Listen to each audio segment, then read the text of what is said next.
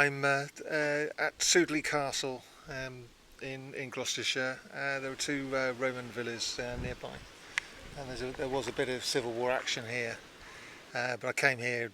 I might go and have a look at see what I can find out about the shenanigans that have gone on in history.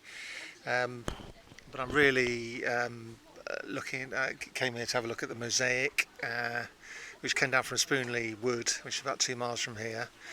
Actually, it's a replica. They put back the original, which I went and had a ferret around and found myself. It's in the wood, and you can find it under a tarpaulin. But here's a replica. I was too afraid. I didn't want to hurt the original Mosaic, so I only had a sneaky look. But this here is a replica done by some experts, and well worth. I came here deliberately just to have a look at it. It's quite expensive to get in. It was about 17 quid. We'll see what other. But then I'm having a day out, so there you go. So anyway, yeah, I had to come and have a look at it, and let's see what else there is here.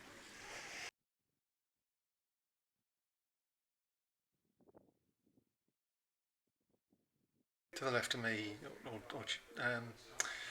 to the left of me is the statue of Apollo Cunomaglos. Well, it's supposed to be. There's no hound on it, but it's very similar to others, and it's one of the examples of Romano-British Cotswold gods.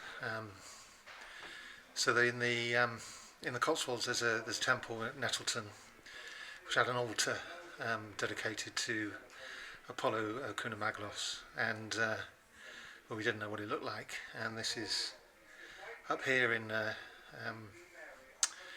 Winchcombe, Sudeley.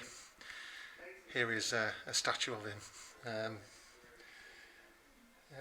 yeah, very pleased to see this. I want to combine this with a video about Nettleton. So there you go. But I thought I'd show you because I find this sort of stuff very exciting.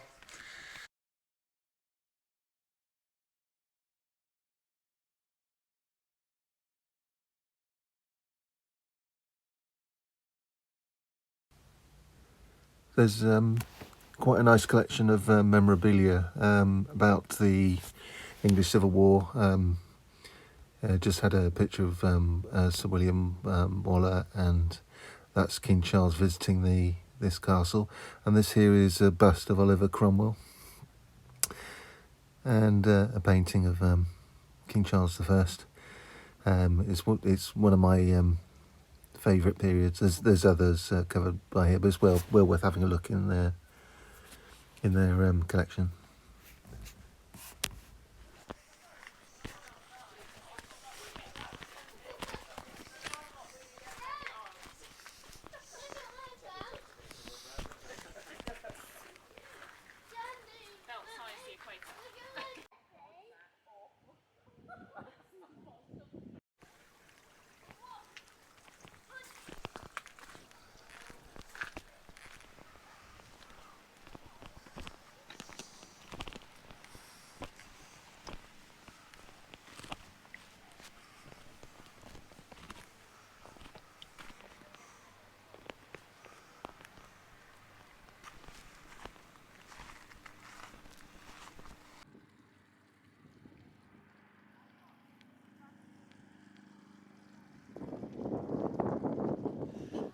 Well, Sudeley's had a great deal to do with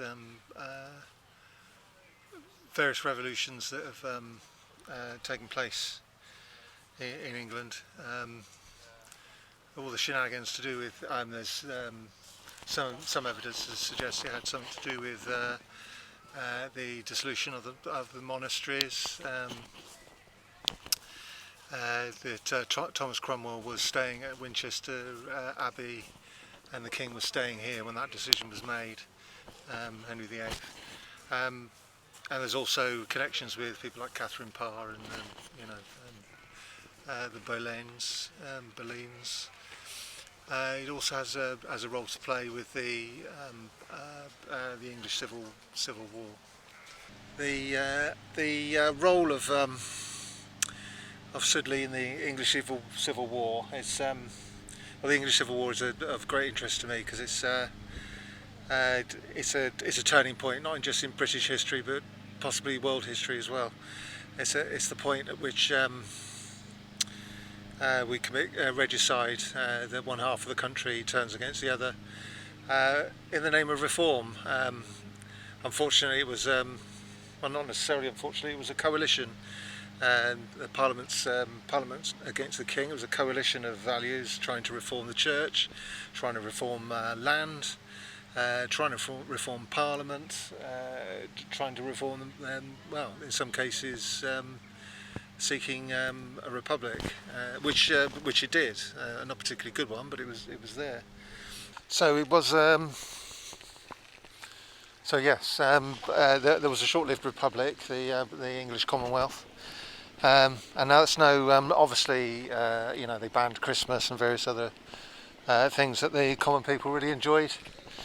It wasn't a very good republic. It was more like a dictatorship. Stopped Parliament sitting. Only had their cronies in committee, and then it was business as usual. Going for it with the slavery thing in the New World, and then smashing up Ireland. So, but if it hadn't have happened, I took some footage of Cromwell, who was like the iron fist behind a lot of things. So I don't think he was necessarily as guilty as Ireton and people like that. But yeah. So but if it hadn't have happened, we would have had